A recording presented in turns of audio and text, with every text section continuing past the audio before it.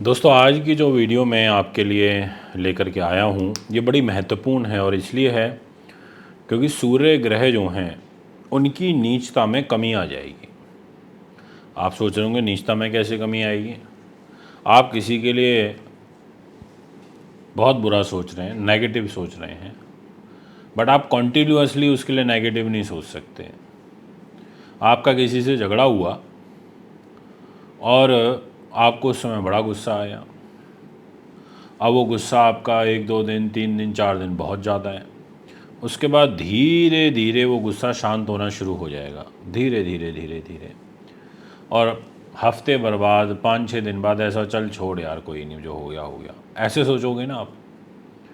ऐसे ही जब कोई ग्रह नीच होता है तो उसका नीच का रिजल्ट देने का भी एक समय होता है। उसका रिजल्ट नीच देने की एक पर्टिकुलर डिग्रियां होती हैं कि जब वो उस अंश तक पहुंचता है तो उसका बिल्कुल पीक का प्रभाव होता है और फिर धीरे धीरे वो कमी कर देता है। अब यहाँ पर मंगल ग्रह जो होते हैं उनका अलग नीच की डिग्रियों का प्रभाव है, सूर्य का अलग नीच डिग्रियां हैं, गुरु की अलग हैं, चंद्रमा की अलग हैं, सबकी अलग अलग हैं एक पर्टिकुलर कि इतने डिग्री तक वो फुल यानी कि पीक पर होंगे नीच में। अब सूर्य जो होते हैं वो 10 डिग्री पर परम नीच होते हैं, यानी कि वो उनके बिल्कुल नीच वाली पीक वाली नीचता होती है। उसके बाद वो नीचता छोड़ देते हैं, फिर वो शत्रु राशि का फल देते हैं। पर इसका ये मतलब नहीं है कि वो अब नीच नहीं है, नीच तो हैं, बट क्रोध शांत हो गया।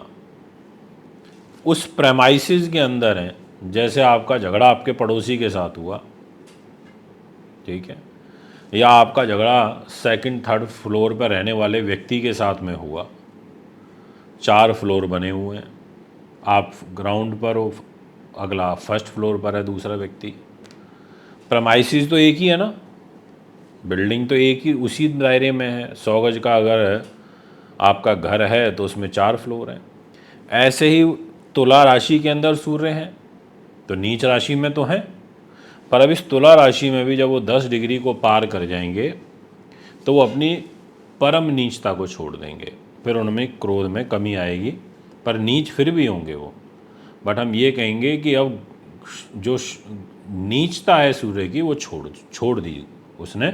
अब वो शत्रु राशि का रिजल्ट दे रहा है, यानी कि अब वो अपने दुश्मन के घर में रह के रिजल्ट दे रहा है।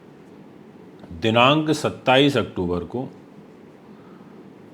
जो सूर्य ग्रह हैं वो अपनी नीचता छोड़ देंगे, या ये कहें कि अपनी नीचता का जो उनका फल है वो बहुत कम हो जाएगा।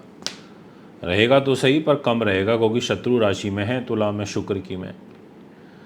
अब मैं आपको समझाता हूँ बहुत प्रॉपर तरीके से कि आपको किस तरीके का रिलीफ मिलेगा सूर्य ग्रह की नीचता शांत होने से।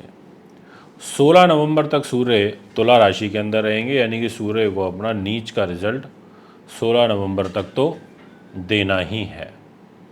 दोस्तों, अगर आप चैनल पर नए हो तो चैनल को सब्सक्राइब ज़रूर कीजिएगा, बेल आइकन के बटन को ज़रूर प्रेस करिएगा, ताकि आपको प्रॉपर तरीके से ये समझ में आ जाए कि मेरी वीडियो कब आ रही है। क्योंकि बहुत सारे लोगों की ये शिकायत रहती है कि गुरुदेव हमारे को यही पता नहीं चला कि आपकी वीडियो कब आई। अब आपने चैनल को सब्सक्राइब नहीं किया तो आपको कैसे पता चलेगा। तो ये एक मेरा आपसे निवेदन रहेगा कि आप थोड़ा सा इस और भी गौर करें जो बात मैंने आपको बोली है। वैसे मेरा सारा कंटेंट मेरे यूट्यूब और फेसबुक पर अवेलेबल होता है, वो कोई ऐसा इशू नहीं है, पर फिर भी अब आपके सामने एक मेष राशि आ गई है। अब सूर्य अपनी नीचता जब कम करेगा तो जहाँ लिखा है 7 नंबर, इस घर में अब उसकी नीचता के में कमी आएगी। 27 अक्टूबर से और 16 नवंबर तक सूर्य अपना कम नीचता वाला फल देगा, यानी कि दाम्पत्य जीवन में सुधार आएगा, मैरिज लाइफ बेटर होगी, साथ में पेट से संबंधित विकार में सुधार होगा, संतान से कुछ रिलेशन बेहतर होने लगेंगे। इसके अलावा जो हार्ट के रोगी हैं, आँख हड्डियों के रोगी हैं, उनको एक रिलीफ मिलने लगेगा, ऐसी ग्रह स्थिति दिखाई पड़ती है। यानी कि मेष राशि वालों को इस प्रकार का जो रिलीफ है वो यहाँ पर दिखाई पड़ता है। मेजर रिलीफ मिल रहा है दाम्पत्य जीवन के घर में, क्योंकि मैरिज लाइफ का घर एक ऐसा घर है, ये अगर अच्छे से चले तो आदमी को बहुत बड़ा जो सुकून है वो मिलता ही है। तो वहाँ पर एक सुकून मिलेगा, सूर्य की परम नीचता शांत होगी। नेक्स्ट राशि आपको अब दिखाई दे रही है वृषभ, जो सामने आपके आ चुकी है। सूर्य के पास वृष राशि के अकॉर्डिंग जो जिम्मेदारी आ जाती है वो है मित्रों 4th हाउस की, ये जो 5 नंबर लिखा है। और सूर्य की नीचता जो शांत होगी वो इधर तुला राशि में हो जाएगी। शत्रु राशि का रिजल्ट देते रहेंगे, पर परम नीच डिग्री को 10 तारीख को पार कर जाएंगे। 30 डिग्री तक एक राशि में एक ग्रह रहता है। तो जैसे ही 27 अक्टूबर को ये नीच डिग्री को पार करेंगे, यानी कि 10 डिग्री को पार करेंगे, आपको थोड़ा रिलीफ मिलेगा अपने शत्रु पक्ष की तरफ से। जो शत्रु आपको कॉन्टिन्यूसली परेशान करने की कोशिश कर रहे हैं, हानि पहुंचाने की कोशिश कर रहे हैं, उनसे एक बड़ा रिलीफ आपको मिलेगा, ये आप महसूस करने लगेंगे। और साथ में प्रॉपर्टी, वाहन, ज़मीन, जायदाद से संबंधित चीज़ों के दृष्टिकोण से तो मैं अभी यही कहूँगा कि थोड़ा सा आप धैर्य ही, सावधानी ही बरतें, क्योंकि उतना जो ग्रह गोचर है ट्रांजिट के हिसाब से अभी अनुकूल नहीं दिखाई दे रहा। यदि मैं मिथुन राशि के दृष्टिकोण से बात करूं तो मैं ये बोलूँगा कि जो सूर्य के पास जिम्मेदारी आ जाती है वो 3rd हाउस की आ जाती है, जहाँ पर लिखा है 5 नंबर।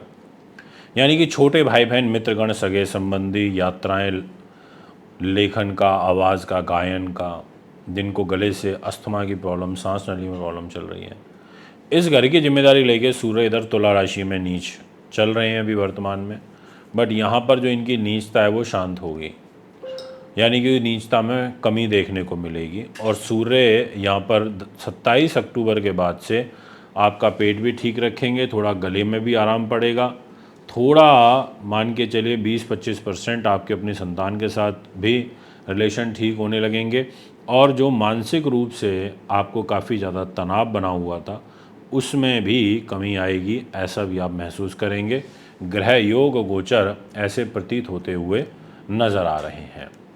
अब मैं आपसे बात करूंगा नेक्स्ट राशि के विषय में, और ये जो नेक्स्ट राशि है ये भी बड़ी महत्वपूर्ण हो जाती है, क्योंकि ये राशि जो है वो सूर्य की फेवरेट कह सकते हैं राशियों में से एक है।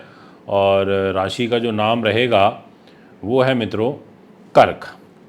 अब जितने भी जातक इस समय कर्क के मुझे सुन रहे हैं, तो सूर्य के पास ये धन की जिम्मेदारी है, और धन की जिम्मेदारी लेकर के वो नीच के हो गए आपके 4th हाउस में, यानी कि तुला राशि में, इधर 7 नंबर में। 27 अक्टूबर को परम नीच डिग्री को पार करेंगे। थोड़ा सा धन का जो फ्लो है वो बेटर होगा। जो पैसा आना था, ज़्यादा आना था, थोड़ा कम आएगा, आ जाएगा। पर परिवार के साथ जो बहुत ज़्यादा मन मुटाव बढ़े हुए थे, जिसके कारण तकलीफ़ बहुत हो रही थी, रिलेशनशिप अच्छी नहीं चल पा रही थी, उसमें भी आपको एक रिलीफ मिलेगा।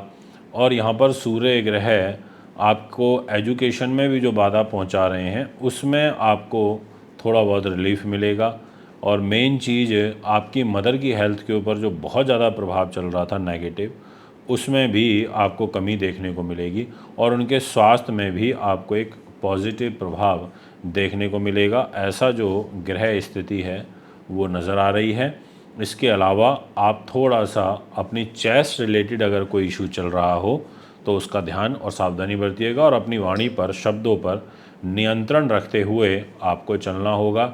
यानी कि आपको अपने जो शब्दों का चयन है वो समझ के करना है। कटु शब्द बोलने से आपको बचना है। ऐसा आपकी कुंडली कह रही है कि आपके द्वारा बोले गए शब्दों से आपको आगे नुकसान हो सकता है। नेक्स्ट जो राशि रहेगी दोस्तों वो है सिंह। अब सिंह राशि में आप देख सकते हैं जो ये 5 नंबर लिखा है ये सिंह राशि है। सूर्य इधर 3rd हाउस के अंदर नीच है, यानी कि तुला राशि में, छोटे भाई बहनों के घर में। और यहाँ पर 27 अक्टूबर को ये परम नीचता अपनी छोड़ देंगे। तो इनकी अपनी परम नीचता छोड़ने से आपको एक तो गले से रिलेटेड रिलीफ मिलेगा, दूसरी चीज़ जो आपका ओवर कॉन्फिडेंस है वो थोड़ा सा कम होगा, और वो होना भी ज़रूरी है, क्योंकि ज़्यादा ओवर कॉन्फिडेंस के कारण भी आपको परेशानियां, बाधा उत्पन्न हो रही हैं। आपको बचाव करके चलना चाहिए, अत्यधिक क्रोध नहीं करना चाहिए, ये मैं आपसे कहूँगा। और सूर्य ग्रह की जो नीचता तुला राशि में कम होगी परम नीच की, तो उससे मान सम्मान में भी कुछ आंशिक रूप से वृद्धि मिलेगी। और सबसे बड़ी बात, जो स्ट्रेस लेवल है वो आपका मेंटेन होगा, यानी कि उसमें कमी आएगी। बात करते हैं आपसे नेक्स्ट राशि, और वो रहेगी कन्या। आपके सामने डिस्प्ले में कुंडली आ चुकी है कन्या राशि की, आपको दिखाई दे रहा होगा, जहाँ पर 6 नंबर लिखा है। सूर्य के पास ये खर्च की जिम्मेदारी है 12th हाउस की, और परिवार के घर में ये नीच के हैं यहाँ 7 नंबर राशि में 16 नवंबर तक। पर 27 अक्टूबर से ये अपनी परम नीच की डिग्रियों को पार करेंगे, जिसके फलस्वरूप जो आपका वाणी है, जो आपकी एजुकेशन है, जो धन है, परिवार है, आपकी रूप खूबसूरती है, इन चीज़ों में आपको रिलीफ मिलेगा। और जो खतरा सूर्य का आपके ऊपर बना हुआ था वो खतरा आपका टलेगा, क्योंकि जब सूर्य नीच हो और जब तक परम नीच डिग्रियों को पार ना कर जाए तब तक संकट के बादल बने रहते हैं। बट यहाँ से पार करेगा तो सब चीज़ों में थोड़ा थोड़ा रिलीफ मिलेगा, ये मैं आपसे कहना चाहूँगा। यानी कि परिवार का भी कुछ सुख मिलेगा, कुछ धन का भी सुख मिलेगा, कुछ एजुकेशन का भी सुख मिलेगा, और थोड़ा चिड़चिड़ाहट भी आप में कम देखने को मिलेगी। दोस्तों, ये हैं वो सभी 6 राशियाँ जिनके बारे में चर्चा करी मैंने आज। वैसे करनी तो सब 12 राशियों की थी, पर अब समय ज़्यादा हो गया। फिर एक बार आपसे मुलाकात करूँगा नेक्स्ट एपिसोड में। आप भी कुंडली बनवाने के लिए, दिखाने के लिए, पूजा पाठ, रत्न व अच्छी क्वालिटी का रुद्राक्ष लेने के लिए हमें संपर्क कर सकते हैं। नमस्कार।